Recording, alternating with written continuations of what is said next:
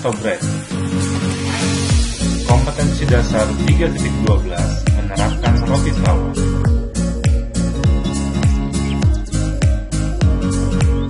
Kita lanjut ke metode pembuatan roti.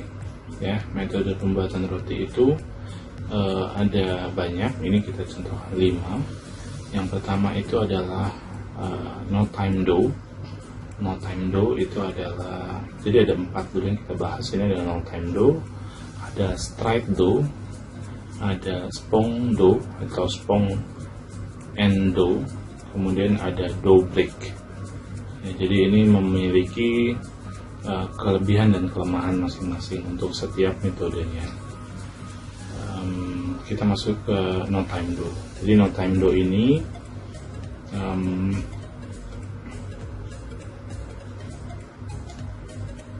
adalah sistem adonan yang membutuhkan waktu yang cepat dalam pembuatannya. Biasanya no time dough ini nggak menggunakan waktu fermentasi lama, jadi langsung di adonan langsung diadon, langsung difermentasi. Jadi biasanya fermentasinya cuma sekitar 45 menit, dan ini yang menyebabkan biasanya roti ini nggak begitu bagus hasilnya. Bukan hasil dari teksturnya, tapi masa simpannya bisa cuma 3 hari, nggak bisa lebih dari 3 hari. Kita lihat dari keuntungannya, no time dough itu penghematan waktu, pengurangan waktu fermentasi. Jadi keuntungannya waktunya bisa jadi cepat, nggak harus menunggu 1 hari kemudian baru kita gunakan. Kemudian tidak perlu ruang fermentasi, cuman menggunakan fermentasi ruangan aja atau proofing ruangan. Kemudian menambahkan hasil produksi atau kehilangan karena fermentasi berkurang. Kemudian sedikit peralatan yang dibutuhkan karena nggak menggunakan proofing mesin, jadi cuma menggunakan proofing ruangan, jadi tidak membutuhkan alat-alat yang besar. Nah, kerugiannya jika menggunakan no time dough itu tidak mempunyai aroma dari fermentasi, jadi bau wangi dari raginya itu tidak keluar. Kemudian shelf life-nya lebih pendek, jadi waktu cuma 3 hari itu untuk masa simpannya cuma sampai 3 hari. Kemudian yang berikutnya itu adalah straight dough. Nah, straight dough ini hampir sama dengan no time dough, tapi dia lebih lama sedikit. Kalau yang tadi cuma 45 menit, tapi kalau straight dough ini untuk fermentasinya itu 3 jam. Dari mulai fermentasi awal, kemudian menggunakan fermentasi mesin, tadi proofing mesin, kemudian baru proses pembakaran. Jadi sebentar tapi lebih lama sedikit daripada no time dough. Yang keuntungan dari straight dough itu mempunyai toleransi yang lebih baik terhadap waktu aduk. Kemudian lebih pendek waktu produksinya, ya, karena cuma 3 jam itu masih relatif lebih pendek. Kemudian lebih sedikit kehilangan karena fermentasi. Kerugiannya berkurangnya toleransi terhadap waktu fermentasi. Yang berikutnya, kesalahan pada proses pengadukan tidak dapat dikoreksi. Nah, kalau untuk straight dough, waktu simpannya juga relatif singkat, tapi dia lebih lama sedikit, ini sekitar 4-5 hari. Kalau no time dough itu benar-benar cuma 3 hari. Lalu di hari keempat dia akan expired kalau di kita. Kemudian yang berikutnya adalah spong dough atau spong and dough. Ini keuntungan itu mempunyai toleransi yang baik terhadap waktu fermentasi, volume roti lebih baik, kemudian shelf life-nya lebih panjang, bisa sampai 1 minggu, kemudian aroma fermentasinya bertambah. Kerugiannya sedikit toleransi terhadap waktu pengadukan, kemudian lebih banyak peralatan dan lebih banyak kehilangan berat karena proses fermentasi. Untuk spong dough itu waktu fermentasinya 4-6 jam. Jadi untuk fermentasi si biang atau spong dough-nya itu sendiri itu minimal sekali 6 jam, 4-6 jam. Ada yang membuat sampai 12 jam atau overnight. Nah, itu untuk menghasilkan aroma dari raginya itu lebih baik lagi. Kemudian Waktu pengadukan itu tidak lebih dari 15 menit karena gluten sudah melunak. Jadi karena kita sudah membuat biang terlebih dahulu, biang ini dibuat 4-6 jam minimal sekali. Kalau yang bagus itu sampai 12 jam, bahkan 20 jam. Nah, itu udah menjadi cair. Nah, ketika waktu pengadukan dengan bahan dough yang baru, nah ditambahkan dengan ragi biang, nah itu kondisi adonan sudah lebih lembut, jadi lebih mudah ketika proses pengadukan. Kemudian proses berikutnya, yang satu lagi yang terakhir itu ada proses dough break. Ya, dough break ini keuntungannya serat rotinya lebih halus, kemudian waktu produksi lebih cepat, jumlah produksi lebih banyak. Nah, tapi ada juga kerugian yang ditimbulkan, itu tidak ada aroma dalam roti. Nah, kulitnya lebih pucat. Jadi dough break ini biasanya digiling menggunakan rolling pin berkali-kali. Jadi pengadukannya itu menggunakan rolling pin atau menggunakan dough sitter. Jadi ini modifikasi dari teknik membuat dari no time dough, tapi dia pengadukannya menggunakan rolling pin atau menggunakan dough sitter. Dough sitter itu yang untuk menipiskan adonan itu.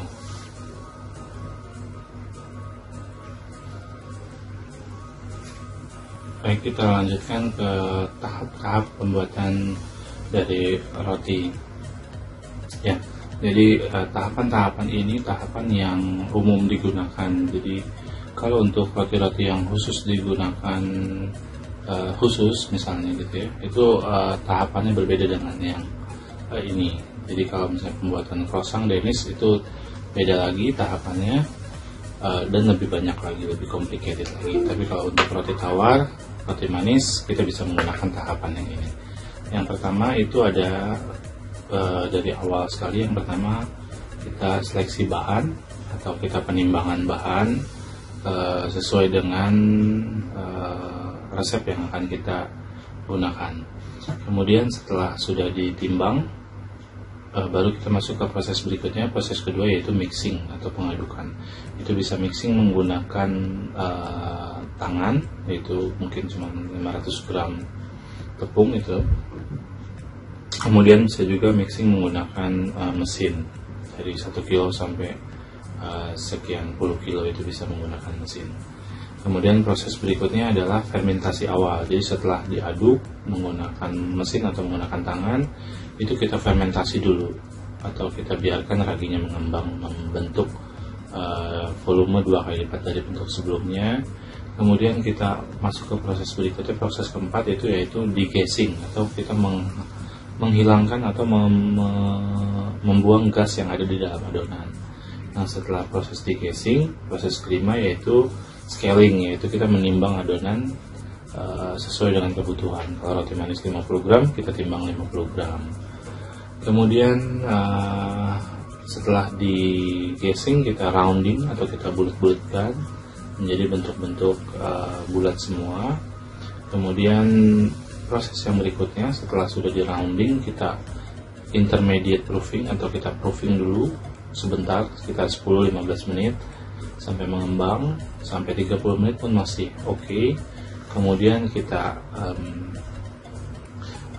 kita filling, kita isi. Jadi setelah di proofing tadi, kita isi lagi adonannya menjadi roti manis contohnya. Jadi kita masukkan coklat, keju di dalamnya, kemudian kita molding lagi, kita bulatkan. Dan proses ke-8 yaitu panning, kita baterin dulu si loyangnya, kita taruh di loyang-loyang, baru kita masukkan ke proofing atau ke final proofing menggunakan proofing mesin atau menggunakan proofing manual. Yang terakhir yaitu baking atau proses pembakaran. Kalau untuk roti manis itu suhunya di 190, 200 derajat sampai 220 derajat itu masih bisa. Kemudian macam-macam roti, ini macam-macam roti banyak dijual di pasaran, kita juga udah banyak yang tahu. Dari roti tawar, soft roll atau roti yang soft, kemudian hard roll atau bisa disebut dengan lindo, kemudian ada sweet bread atau roti manis. kita akan cepat aja karena ini sudah banyak yang mengetahui, jadi kita akan cepat aja. Yang pertama roti tawar.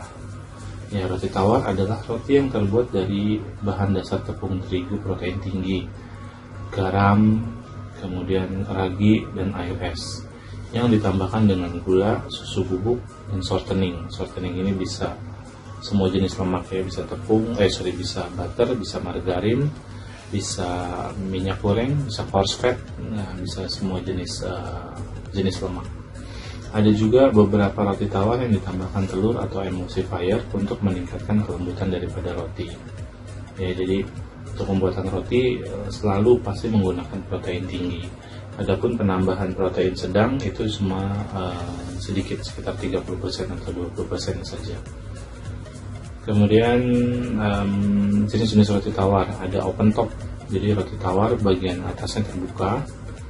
Kemudian ini juga biasa disebut dengan English toast, jadi bagian atas roti tawarnya itu kan roti tawar ada bagian penutupnya, nah bagian penutupnya itu tidak digunakan, jadi menyebabkan bagian atasnya bergelembung. Kemudian ada casino sandwich atau roti tawar yang kotak itu, yang seperti di gambar.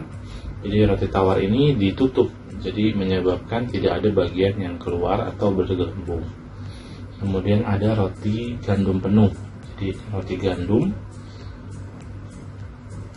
Jadi roti gandum ini itu substitusi, jadi pengurangan atau pencampuran roti tepung protein tinggi 70% ditambah 30% dari tepung gandum. Jadi penambahan atau substitusi itu hanya bisa maksimal 30% saja.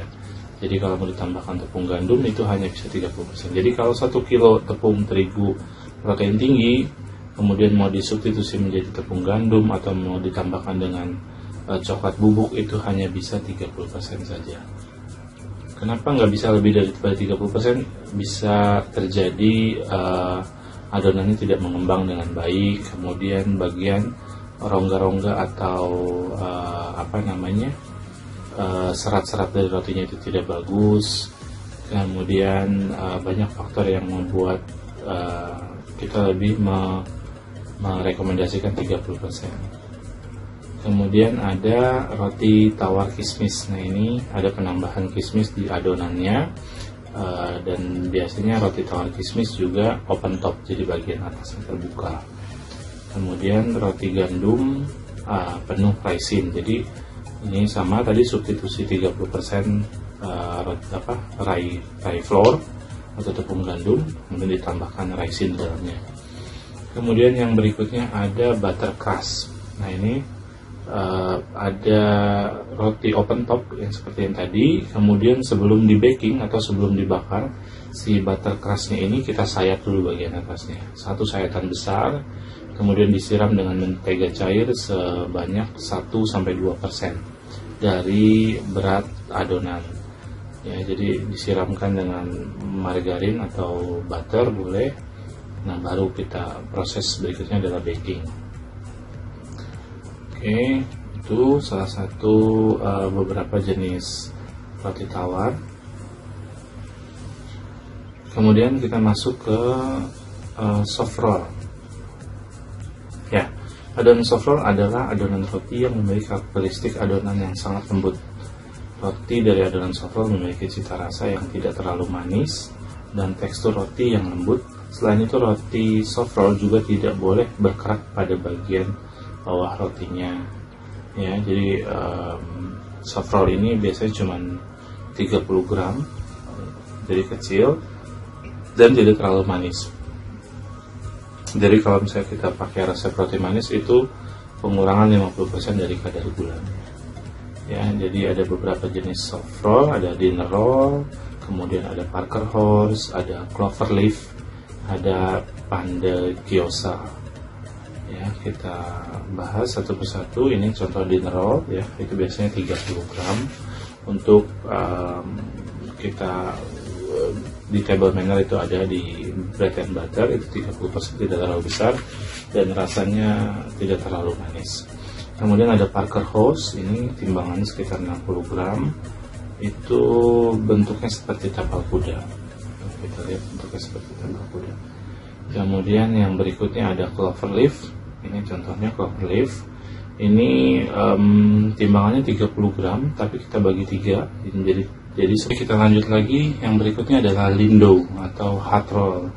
Berbeda dengan soft roll, lindo memiliki karakteristik keras pada bagian atasnya. Adonan roti ini yang paling sedikit menggunakan bahan dan tidak menggunakan lemak pada adonannya. Jadi variannya dari lindo sendiri itu ada hard roll, ada French bread, ada Vienna bread, ada stick bread. Ya, kenapa dia bisa bagian luarnya keras? Yang pertama itu karena lemaknya sedikit, tidak menggunakan banyak lemak dan berlembut. Kemudian ketika dia proses pembakaran itu tidak menggunakan kuning telur dan susu ketika dipoles bagian atasnya, tapi menggunakan air atau minyak. Bisa juga menggunakan salad oil atau olive oil ketika proses polis di bagian akhir. Nah, itu yang menyebabkan bagian luarnya itu crunchy dan bagian dalamnya soft. Ini contoh-contohnya hard roll, ya, biasanya untuk pelengkap untuk menikmati sup. Jadi hard roll itu lebih banyak makanan penyerta, bukan sebagai makanan utama. Ini contohnya Vienna bread, itu bentuknya oval. Ya, jadi kalau hard roll ini lebih banyak diminati untuk masyarakat Eropa dan sekitarnya. Kemudian ada French bread. Ini French bread, kita sudah tahu bersama, bagian luarnya keras atau crunchy, bagian dalamnya soft. Ada stick bread berikutnya. Nah, ini yang berikutnya adalah roti manis atau sweet bread. Sweet bread atau roti manis kita udah banyak tahu di luar, udah banyak yang jual roti-roti manis.